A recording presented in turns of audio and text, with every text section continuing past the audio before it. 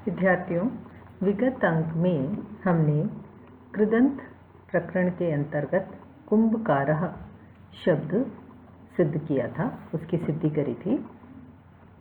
आज हम इसी क्रम में कृदंत प्रकरण के अंतर्गत ही गोदः यह शब्द सिद्ध करेंगे। गोदः, गां ददाति इति गोदः, गां ददाति इति गोदः। धातुः प्रत्यय परश्च सूत्र का अधिकार करके गो अम उपपद पूर्वक दा धातु से आतो अनुपसर्गे कह सूत्र से यहाँ पर क प्रत्यय करेंगे। यहाँ पर क प्रत्यय कर्तृकृत सूत्र से कर्ता अर्थ में प्रयुक्त होगा। तो सर्वप्रथम हमने धातुः प्रत्यय परश्च सूत्र का अधिकार करके गो अम उपपद पूर्वक दा धातु से आतो अनुपसर्गे कह सूत्र से क प्रत्यय किया। यहाँ ये प्रत्यय कर्तृकृत से कर्तार्थ में होगा। तो यहाँ पर क्योंकि हम कह रहे हैं इसकी व्युत्पत्ति है गाम ददाति, इसलिए यहाँ पर व्युत्पत्ति के अनुसार गो अम उपपद पूर्वक दा धातु से हमने क प्रत्यय किया। क की इत संज्ञा हो जाएगी,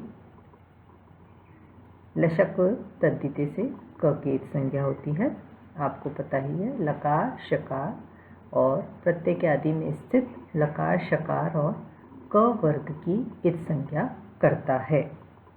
क की इत संज्ञा होकर तस्य लोप होकर क में से अशेष रहेगा, क्योंकि क हलंत की इत संज्ञा होगी। गो अम दा और अ। अब गो अम दा और अशेष रहा, सूत्र प्रवृत्त होगा आतो लो इति च। आतो लोप इति च।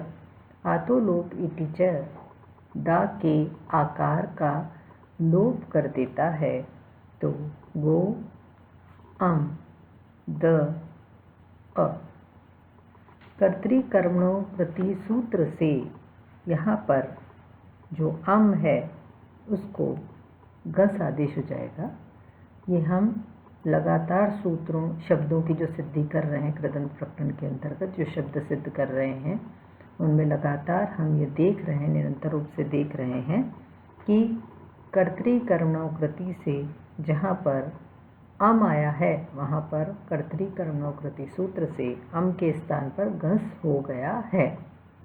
यहाँ पर भी अम है, इसलिए यहाँ पर जो अम है इसको कर्तृकर्मणों कृति सूत्र से घस आदेश हो जाएगा। अब यहाँ पर जब अम को घस कर देंगे तो गो घस द और अ। दा धातु में से आतो लोप इति च से हमने आकार का लोप कर दिया, तो द भी हलंत का बचेगा, द और अ। अब वही प्रक्रिया रहेगी जो पिछले हमने शब्दों को सिद्ध किया था, उनमें किया था। वहाँ क्या किया था हमने, उपपद मतिंग से उपपद समास किया था और सुपो धातो प्रातिपदिकयों से जो गस है इस सुप का लुक हो जाता है। जब लुक हो जाएगा तो हमारा रूप बचेगा गो द हलंत और अ। मिला देंगे द हलंत में से अ, जो हमारा प्रत्यय क है उसमें से जो अवशिष्ट रहा है उसका अ और द में जब अ मिल जाएगा तो द, गो और द संयुक्त कर देंगे तो हमारा रूप रहेगा गो द। अब गोदा रूप यहाँ तक बन गया है। कृत तद्धित समासाश्च से प्रातिपदिक संज्ञा होगी, सु औ जस से सुप्रत्यय होगा, जैसा हम अभी तक अन्य शब्दों की सिद्धि में करते आ रहे हैं वही प्रक्रिया है। कृत तद्धित समासाश्च से प्रातिपदिक संज्ञा सु और जस से सु प्रत्यय, सु में से स शेष रहेगा, स सजुषो रू से सपुरुत्व और विसर्ग कार्य होकर हमारा रूप बनेगा गोदह।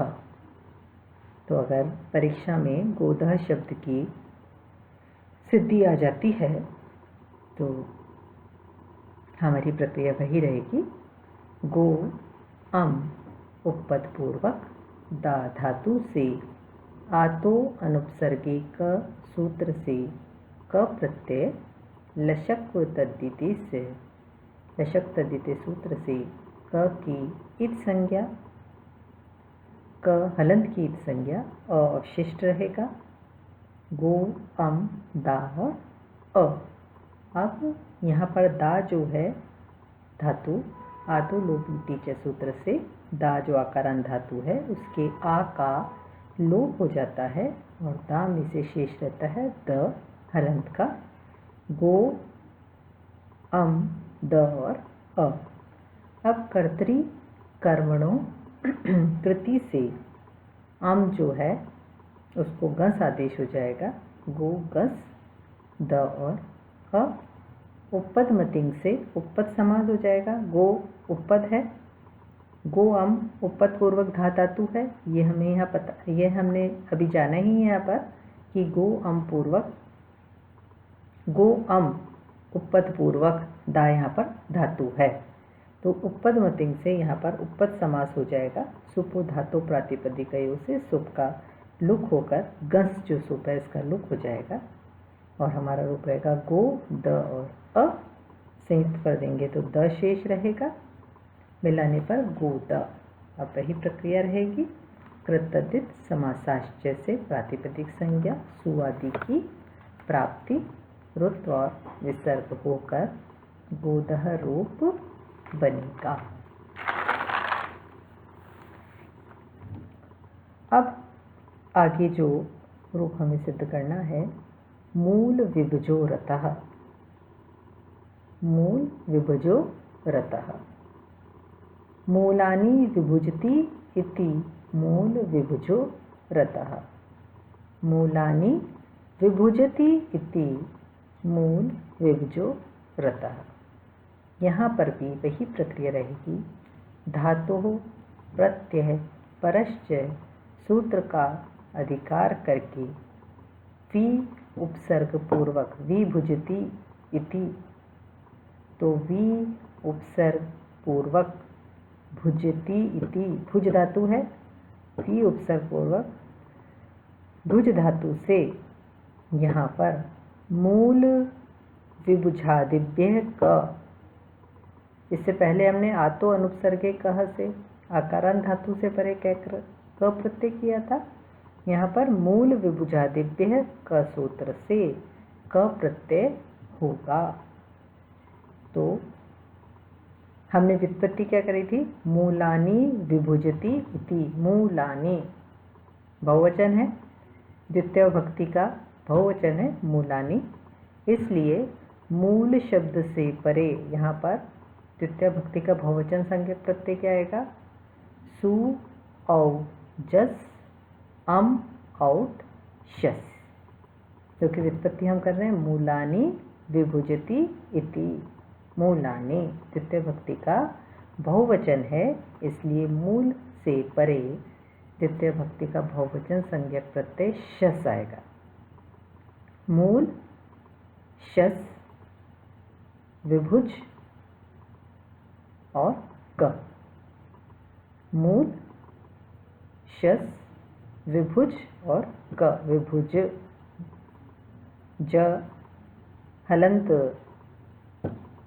ज हलंत, विभुज में ज जो है हलंत है, तो यहाँ पर मूल शस विभुज और मूल विभुजादिभ्य क से हमने क प्रत्यय किया, तो हमारा रूप पढ़ा मूल शस विभुज और क। अब वही प्रक्रिया रहेगी, क की लशक्व तद्धिते से इत संज्ञा तस्य लोपर से लोप होकर अशेष रहा। मूल शस विभुज और अ। फिर हमने क्या किया था, यहाँ पर कर्तृकर्मणों कृति सूत्र से यहाँ पर शस के स्थान पर आम आएगा। देखिए, गाम ददाती थी गोदह जो रूप हमने बनाया था, वहाँ पर गो अम उपपद पूर्वक दा धातु थी, गो अम, गो अम। यहाँ पर चूंकि शस प्रत्यय है, बहुवचन का है, इसलिए यहाँ पर गस के स्थान पर आम आ रहा है कर्तृकर्मणों कृति से, इसलिए शस के स्थान पर क्या आ रहा है यहाँ पर आम। शस भी बहुवचन में है, इसलिए यहाँ पर प्रत्यय क्या आ रहा है आम। वहाँ पर अम था द्विवचन का, प्रथमा विभक्ति का प्रत्यय था वहाँ पर सु औ जस अम और शस। तो अम जो था द्वितीय विभक्ति का एक वचन संज्ञक रूप था, द्वितीय विभक्ति का एक वचन संज्ञक अम था, इसलिए वहाँ पर षष्ठी विभक्ति का एक वचन संज्ञक गस आया था। यहाँ पर चूंकि हमने शस का प्रयोग किया है, शस अम और शस द्वितीय विभक्ति का बहुवचन का प्रत्यय है, इसलिए यहाँ पर प्रत्यय भी हमारा आम आया है, आम आएगा, घस ओस आम। तो आपको अंतर समझ में आ गया हो गया है यहाँ पर कि वहाँ हमने अम का प्रयोग किया था, इसलिए वहाँ पर एक वचन संज्ञक प्रत्यय घस का प्रयोग किया था। यहाँ पर हम शस बहुवचन संज्ञक प्रत्यय का प्रयोग करते हैं, इसलिए यहाँ पर आम आया। मूल आम और विभुज उपपद मतिंग से उपपद समास हो जाएगा। सुपो धातु प्रातिपदिकयों से सुप का लुक हो जाएगा और हमारा रूप रहेगा मूल विभुज। मूल विभुज रूप बन जाएगा। फिर ससजुषो कर्तव्य समासाश्य से प्रातिपदिक संज्ञा और सु आदि की प्राप्ति होकर मूल विभुज रूप बनेगा। प्रक्रिया वही है, दोनों में समान। वहाँ पर आतो अनुपसर्गे क से हो रहा है, यहाँ पर मूल विभुजाधिप्य क से क प्रत्यय हो रहा है। दोनों में क्या प्रत्यय हो रहा है, सूत्र अलग है। सारी प्रक्रिया वैसे ही है। वहाँ पर भी उपपद मतिंग आया है, यहाँ पर भी उपपद मतिंग आया है। वहाँ पर भी सुपो धातु प्रातिपदिकों से वहाँ पर गस का लुक हुआ है, यहाँ पर आम का लुक हुआ है।